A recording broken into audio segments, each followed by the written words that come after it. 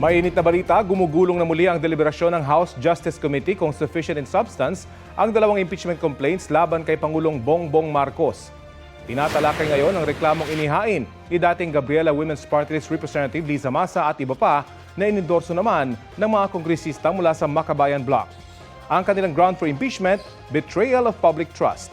Kabilang sa mga pinagbatayan ng anilay kickback scheme mula sa budget at pag-abuso umano ni Pangulong Marcos sa pagpapatupad ng unprogrammed appropriations. Kapag natapos ang deliberasyon sa naturang reklamo, tsaka pagbabotohan ng komite kung sufficient in substance ang dalawang impeachment complaints. Samantala, ng araro ng hindi bababa sa 8 sasakyan ang isang pampasaherong bus sa Maynila. Siyam ang sugatan. Ang nahulikam na insidente sa balitang hatid ni Jomar Apresto. Nakatawid pa ang mga tao at mga sasakyan na yan na galing ng Pedro Hill sa Ermita, Maynila mag-aalas 10 kagabi. Maya-maya, inararo na ng isang pampasaherong bus sa mga sasakyan sa Taft Avenue. Sa isa pang anggulo ng CCTV, may kita pa ang pagtumba ng mga motorcycle rider na nadamay sa aksidente. Ayon sa Manila Disaster Risk Reduction and Management Office, hindi bababa sa 8 sasakyan ang inararo ng bus. Ayon sa isang saksi, may kabilisan ng takbo ng bus na biyaheng Alabang. Bumangga pa nga siya dun sa isang yung poste ng LRT tapos nakita ko na lang yun ay inararo na yung mga ibang mga kotse pati yung mga motor. Marami talaga siyang nabangga, sir. Ayon pa sa NDRRMO, umabot sa 9 na tao ang nasugatan na nabigyan ng paunang lunas. Ayon sa company driver ng puting MPV, galing sila ng Binondo ng kanyang pasahero at papunta sana ng Pasay para magsundo pa. Nagulat na lang daw siya nang matumbok sila ng bus. Di ko na naisip, sir. Paglingon ko kasi, sir, ando na yung nguso ng bus doon sa tapat ko, sir. Napasigaw na lang ako sa Lord. Iniinda niya ngayon ang bukol sa ulo matapos tumama sa pinto ng sasakyan. Ang kasama niya nasugatan sa braso dahil sa mga basag na salamin. Ito yung bus na sinasabing ng araro ng hindi bababa sa 8 sasakyan. Sabi ng mga otoridad, maswerte at hindi ganun karami ang mga pasahero na sakay ng bus noong oras na maganap ang aksidente. Lumalabas sa inisyal na investigasyon ng mga otoridad na nagkaroon ng problema sa preno ang bus. Lagi naman dahilan tawag dito na wala ng preno Sa mga bus driver, sana lalo na sa area na yun, sana pag sapit sa area na yun, medyo mag-slow brake na lang para makaiwas sa anumang aksidente. Nasa kustodiya na ng Manila District Traffic Enforcement Unit ng MPD ang driver ng bus habang isinasagawa ang investigasyon. Hindi pa kami pinahihintulutan ng MDTEU na makausap ang driver ng bus. Posible siyang maharap sa reklamong reckless driving resulting in multiple physical injuries and multiple damage to property. Jomer Apresto nagbabalita para sa GMA Integrated News.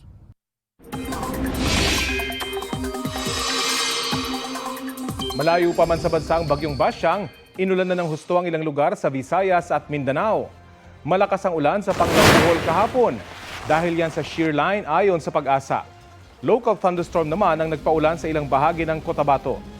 Bumaha sa ilang barangay lalo na sa mabababang lugar sa Midsaya. Muling nagpaalala ang Provincial Disaster Risk Reduction and Management Office sa mga residente na maging alerto lalo't papalapit na ang bagyo. Asahan pa rin ang pag-ulan ngayong Miyerkules dahil sa trough o extension ng bagyo ang ilang bahagi ng bansa. Ayon sa Pag-asa, kabilang dyan ang Eastern Visayas, Central Visayas, Northern Mindanao, Caraga, Davao Region, Cotabato, South Cotabato at Sarangani.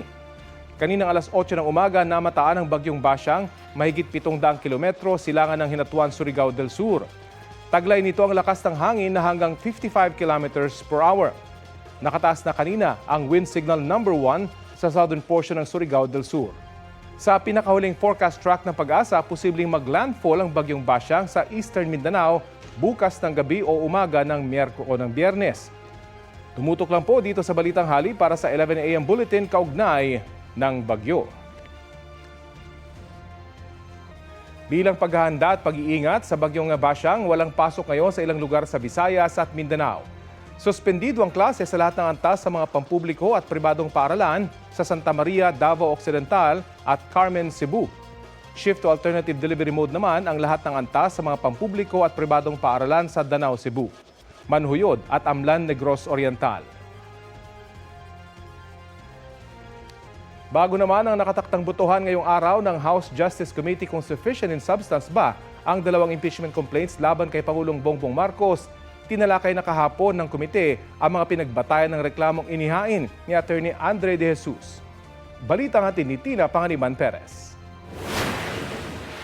Paano nga ba dapat sukatin kung ang impeachment complaint ay sufficient in substance? Sa ilalim ng Section 5 ng Rules on Impeachment, sufficient in substance ang isang impeachment complaint kung may recital of facts o malinaw na salaysay na mga pangyayari at alegasyon na hindi paratang lang, kundi pasok at tugma sa mga ground for impeachment. Sufficiency in substance is not about whether allegations are loudly made, repeatedly asserted, passionately believed, or politically resonant.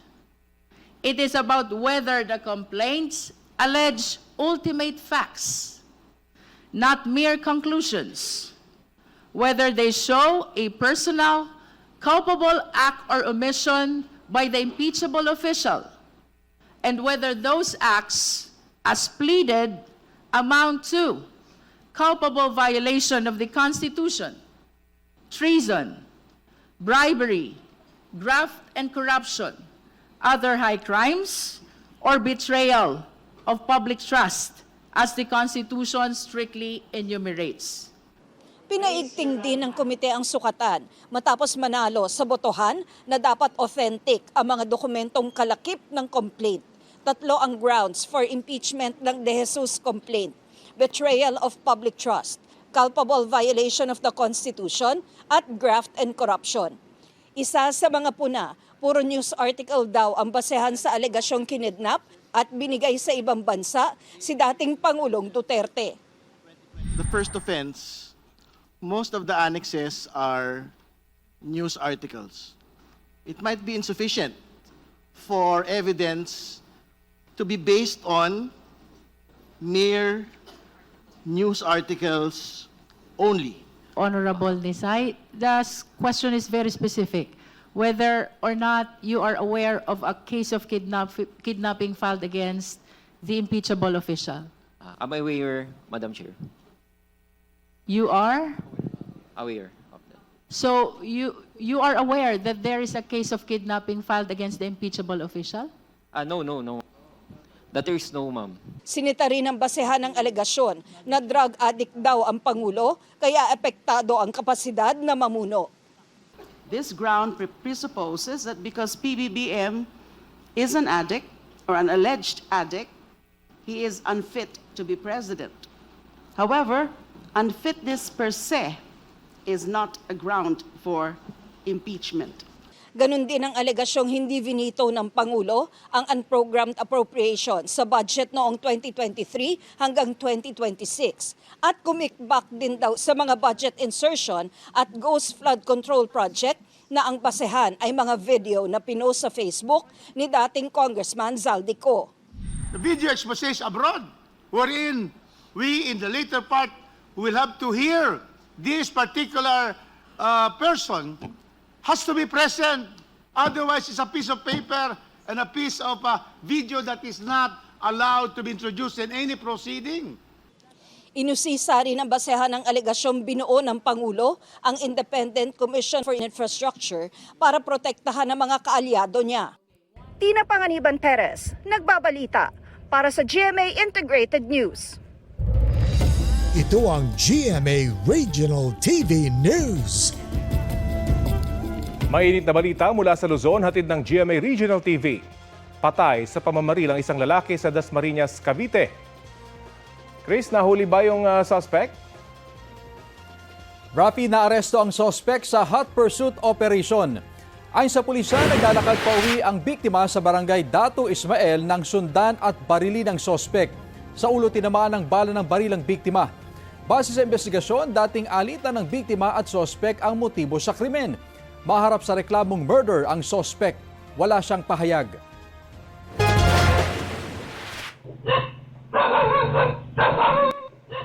Sinugod at tinahulan ng dalawang aso ang lalaking yan na kawatan pala.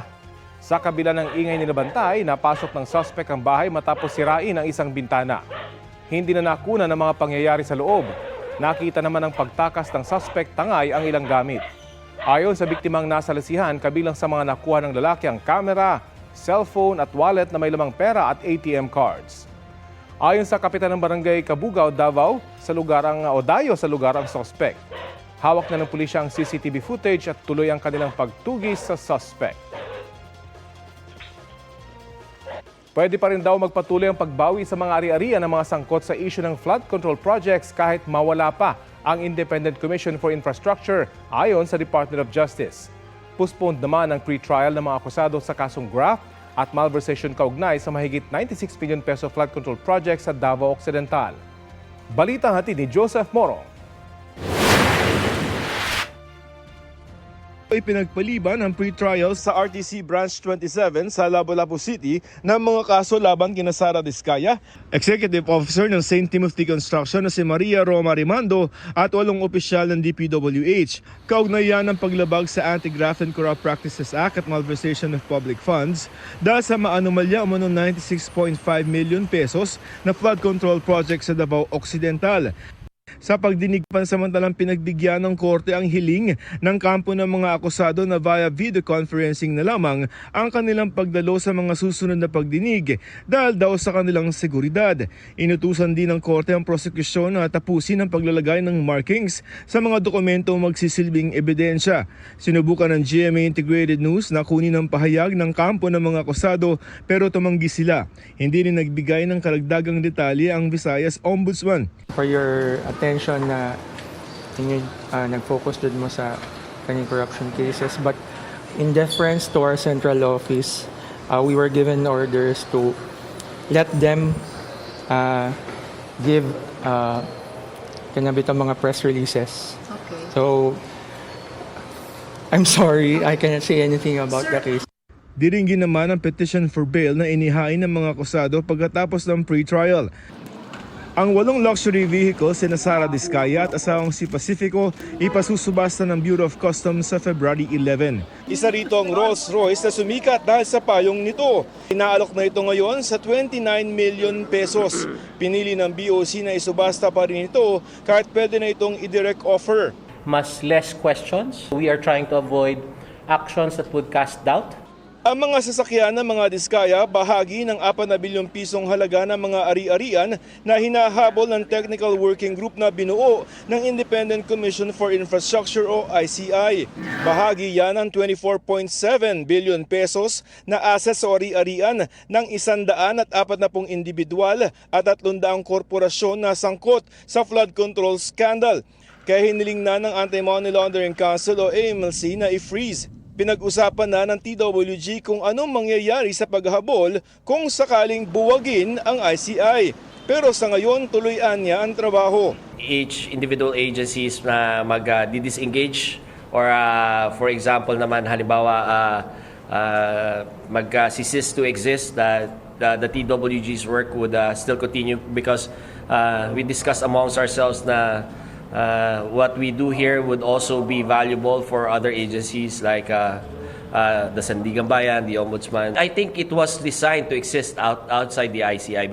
Sabi ng Justice Department, maaari pa ring ituloy ang forfeiture o pagbawi sa mga ari-arian kahit wala na ang ICI. What was agreed upon is that the work never ends, despite the ICI being dissolved, if that even happens. Sabi dati ni ICI Special Advisor, retired General Rodolfo Azurin, nasa Pangulo na kung ipatutuloy pa niya ang trabaho ng ICI. Pero sabi ngayon ng Malacanang, depende na raw yan sa ICI. Kasi independent commission sila. So ang magiging decision nila, dun lang po ang Pangulo.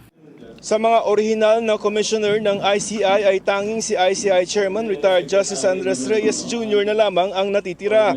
Wala pang pumalit sa mga nagbitiw na commissioner. Sabi ng Malacanang, nasa ICI kung gusto pa nila ng mga bagong commissioner. Independent body po kasi ang ICI.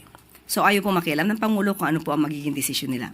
Kung ang decision po nila ay gusto nila na magkaroon ng panibagong miyembro, sabihin lamang po nila sa Pangulo. Hinihingan pa namin ng pahayag si Reyes at ang ICI.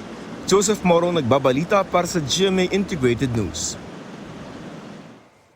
Hindi raw makakaapekto ang pagbasura sa 3 tax complaints laban sa mag-asawang Diskaya sa iba pa nilang kinakaharap na reklamo at kaso kaugnay sa flood control issue. Sabi ni DOJ spokesman Attorney Polo Martinez, walang kinalaman sa issue ng flood control ang mga reklamong ibinasura ng Department of Justice. Kaugnay kasi anya yon sa hindi tamang nabayarang buwis sa mga mamahalin nilang sasakyan. Ayon sa DOJ, hindi obligado ang mga diskaya sa excise tax dahil pananagutan daw ito ng importer. Bukod sa 3 ibinasurang reklamo, may 2 pang tax complaints kaugnay naman sa mga questionable flood control project laban sa mga diskaya na iniimbestigahan ng DOJ. Isasampa raw ito ng DOJ sa Court of Tax Appeals.